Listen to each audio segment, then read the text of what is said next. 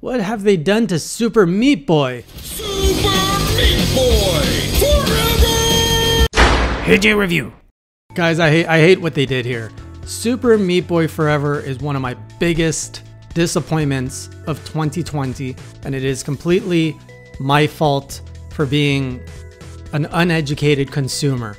Will you believe that I actually did not look at all into this game? I bought this game blindly because I knew I loved Super Meat Boy, and I was like, give me that sequel. As soon as they just said there's a sequel for the last year, I'm like, just bring it over. Just here's your money. I want this game. And never once did I look into it to learn that it's an auto runner. And I have no problems with an auto runner. I've played Super Mario Run. I love playing Super Mario Run. I've paid money for Super Mario Run. I paid, I think it was $10 to get everything. And I don't regret that. I enjoyed it. But man, Super Meat Boy Forever, I got on the Switch. I paid way too much money for an auto runner because I was expecting, I don't know, like, again, I can't do this review without just having everyone say you're an idiot. You're an idiot. It was obvious that it was an auto runner. Why'd you buy an auto runner for 20, 25 bucks?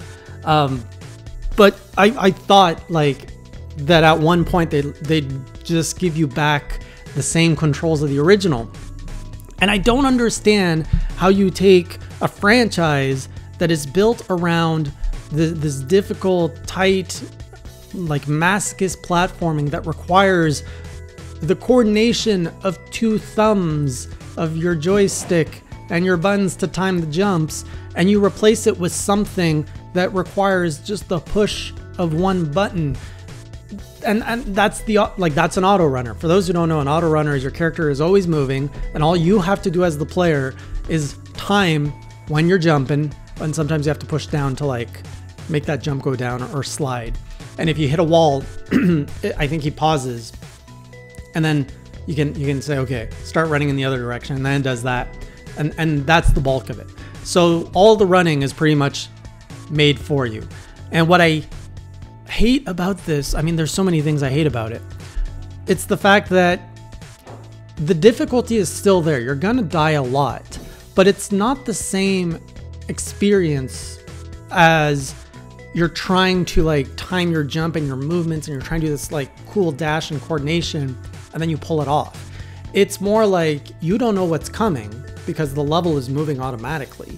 And then your brain's like, oh, I'm supposed to jump then. Oh, I didn't see it coming. Oh, I died. Okay, I'm going to do it again. Now I know I have to like hit the button here. Okay, on to the next challenge. So it's really a game about learning what's coming up and then learning the timing.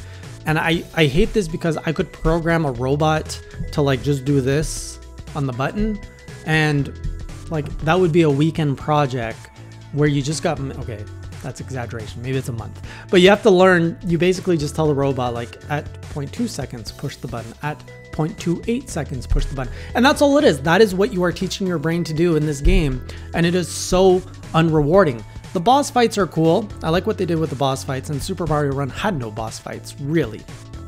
And they were quite creative here in Super Meat Boy Forever in terms of what they've done with the boss fights. But even that does not forgive what they've done everywhere else.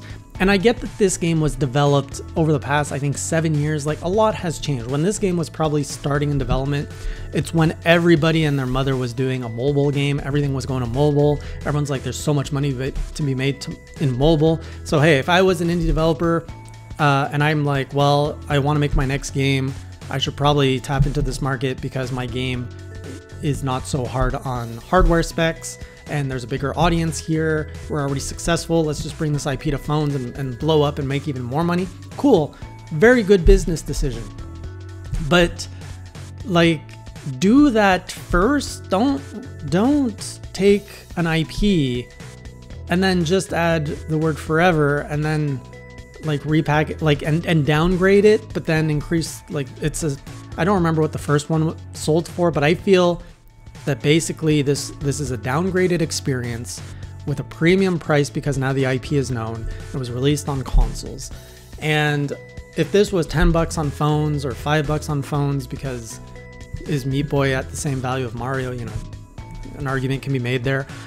That's fine, but it's just the fact that this was really kind of positioned as a console game for a long time, and for someone like me who wasn't paying attention, I was just like, more Super Meat Boy, sign me up.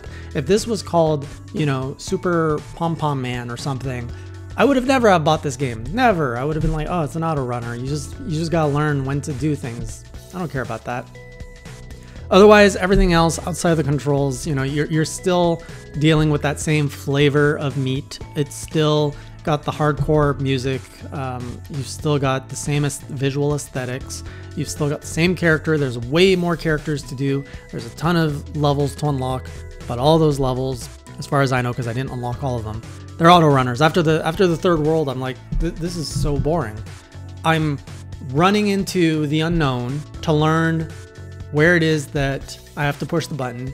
Now I've learned how to push the button. I can now progress. And it's really unrewarding. I hate it. I just hate this game. That's the end of the review. I hate this game. Don't buy it.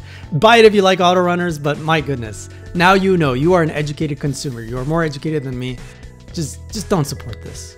I'll see you on the next Hey J review, and until then, keep it classy.